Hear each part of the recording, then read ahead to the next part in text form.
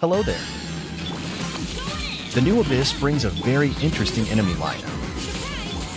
On one half, there's tanky single enemies and Hydro Thoma. On the other half is Thundering Manifestation, and lots of enemies coming in pairs. This leads to some really fun shake-up in the comps. While normally Overload isn't too great, it does fine against the first two chambers and counters the Hydro Thoma later on. The PMA boss is a huge time killer, but fortunately, this time it's much weaker on Chamber 1, and the second half is manageable. I've also fine-tuned the team to better perform against it. Plus the practice from previous Abyss helps a lot. Lynette shows up in the Abyss once again, as this time, Sucrose's Swirl isn't as useful against the Hydro Thoma, and then it will be on the field, so Heisho doesn't fit either. Lynette, however, is an off-field unit that can deal Nemo damage, and has a party-wide attack buff, which is perfect for this team. Lynette showing up in my Abyss teams ever since her release has been really great. Her being different from other Anemo 4 stars gives me many options against enemy lineups and any content.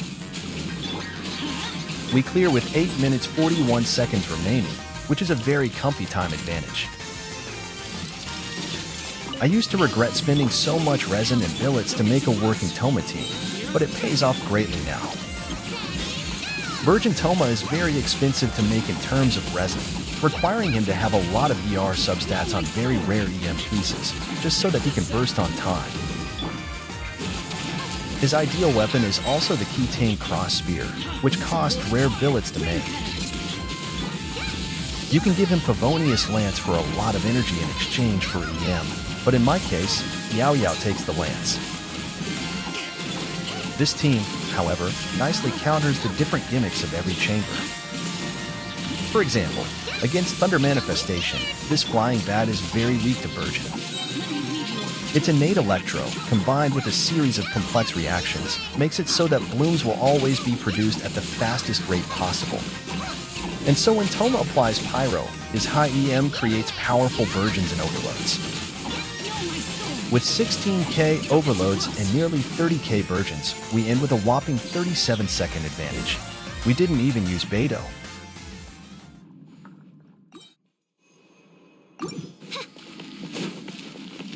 This is an easy chamber, although I expect second half to trip people up. Lynette's Uxia is useful here to stop the mecha from running away. I also should have given Bennett the Sword of Narcissus Croix, but I forgot.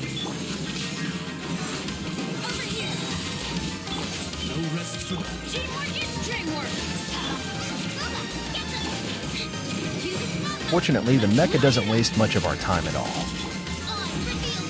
Thanks to good positioning, the next enemy spawns beside us, and we can immediately damage it.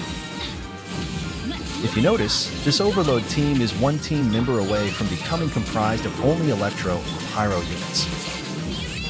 Chevreuse, who can be played in the new event, can be a great replacement for Lynette here. Thanks to her kit, Chevreuse will offer more buffs than Lynette, potentially making the team even stronger. I'm really hoping that she becomes a good unit, as she will create some weird and wonderful comps.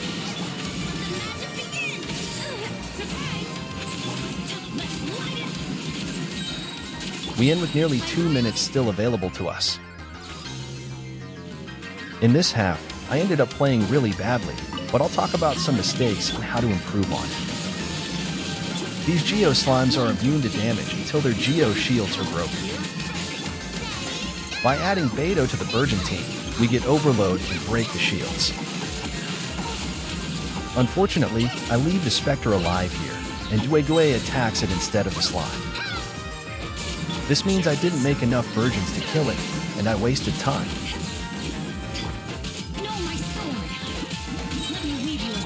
I waste even more time dealing with the Spectre. Here, I made a critical mistake. I used Yao Yao's burst, but Thoma's burst is not active. This means that Thoma can't create Burgeons, but when switching out of Yao Yao, I lose her entire burst and the bloom she could have produced. So for around 10 seconds, I dealt effectively little damage. I tried to do another proper rotation, but this time, I forgot Beto's burst. Thus these two Geobishaps ended up living far longer than needed.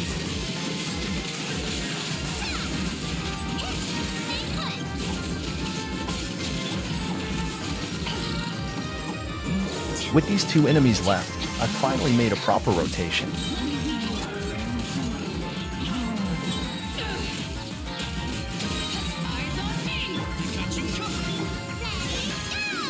With all bursts finally up, Yao Yao is immune to stagger and goes to town on enemy HP bars.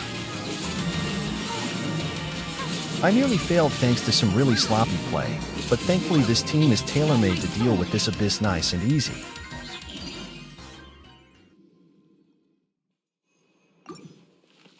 The Hydro Tulpa will one-shot unprotected Bennett teams.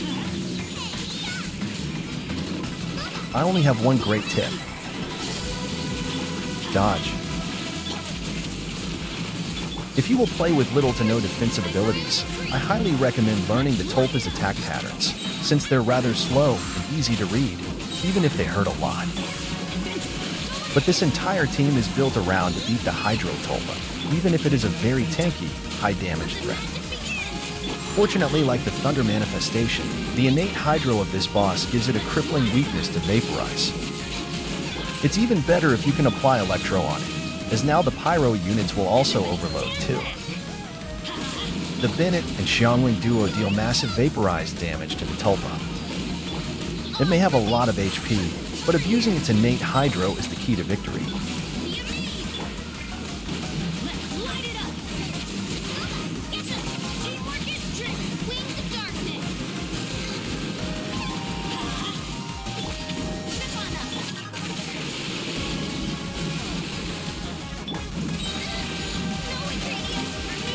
We end with Xiangling very nearly dead, but we have a lot of extra time for the final half. The final half has many enemies with different kinds of innate elements, but they're all susceptible to Burgeon. After baiting the Hilichurls to group together on the arena's edge, we can get to work on their HP bars. Beto's and Xingqiu's burst preventing Yao Yao from flinching against these two heavy hitters is key to surviving.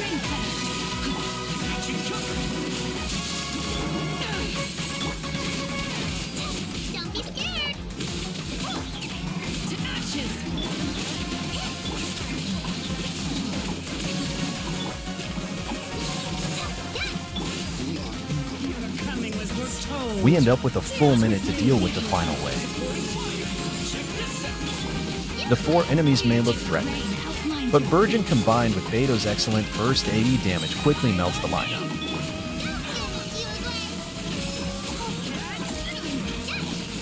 With only one enemy left, it's all easy to wrap up.